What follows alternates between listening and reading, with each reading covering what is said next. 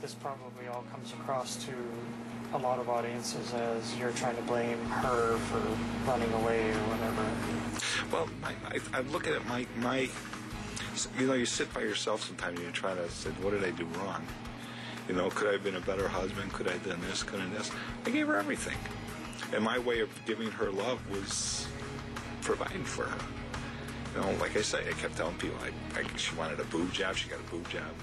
Braces, we got her braces. LASIK, yeah, LASIK surgery, we got her LASIK surgery.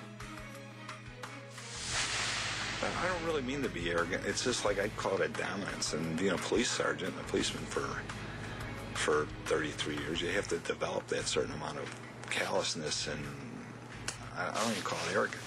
I mean, I think I'm the last thing in the world to describe me as arrogant. You know, I mean, it's just like Joel has really kept the lid on me from being funny. Right. Because if it wasn't for him, I'd be doing all kinds of goofy stuff. The other day, Greta's trying to have a thing, and I've got the horns going to ruin their interview, you know, on the cars and stuff, and that made all the press. It was this crazy thing, you know. Yes, it takes a certain type of humor to find the humor in a missing fourth wife and a dead third wife. But apparently Drew Peterson has been able to bridge that gap and find the humor in those circumstances. Joining us tonight, Derek Armstrong, the author of Drew Peterson Exposed. He is joining us exclusively tonight.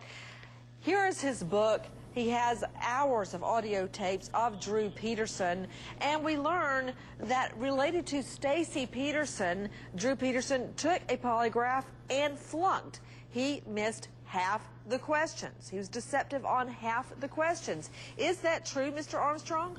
Yes, it is, Nancy. Sorry. Go ahead. He was deceptive on 3 answers that related directly to the timeline that I asked him to produce for the book. Were you disturbed when you realized he was lying?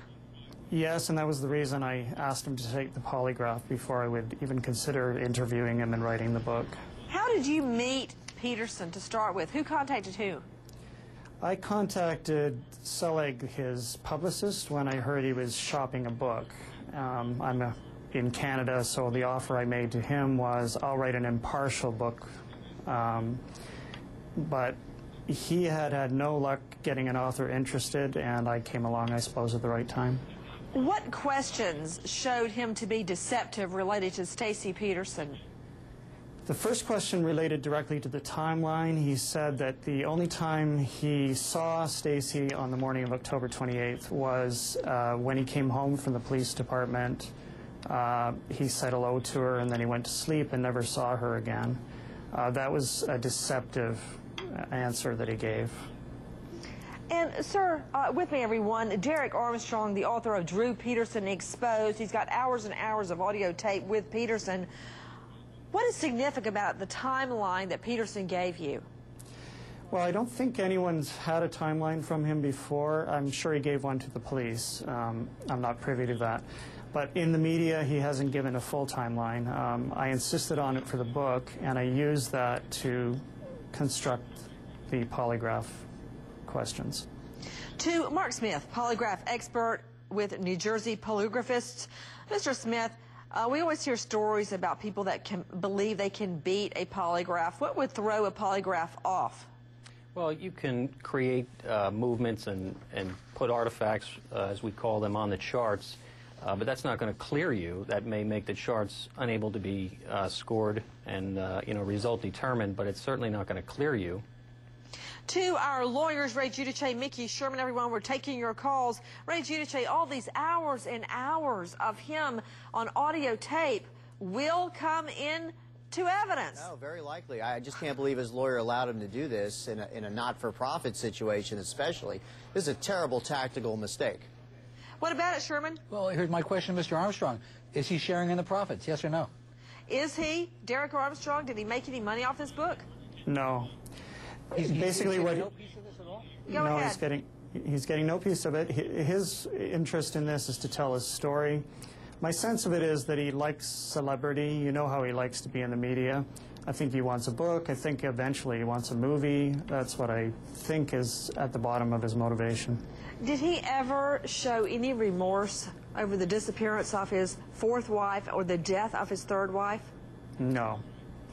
Now, he managed to pass polygraphy questions about the drowning death of his third wife. Who gave the polygraph?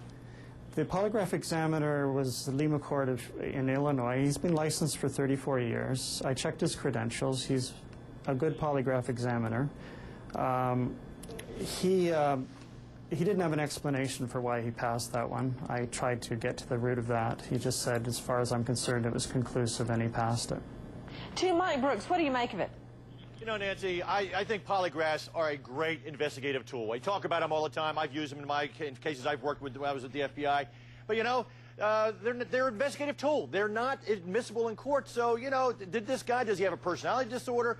You know, is he really telling the truth? Did he pass the one on Savio? That maybe he was, beat it or was deceptive and it didn't come through? Who knows? But the bottom line is, Nancy, with the grand jury and all the evidence they have with them, if they have a case, they should charge him.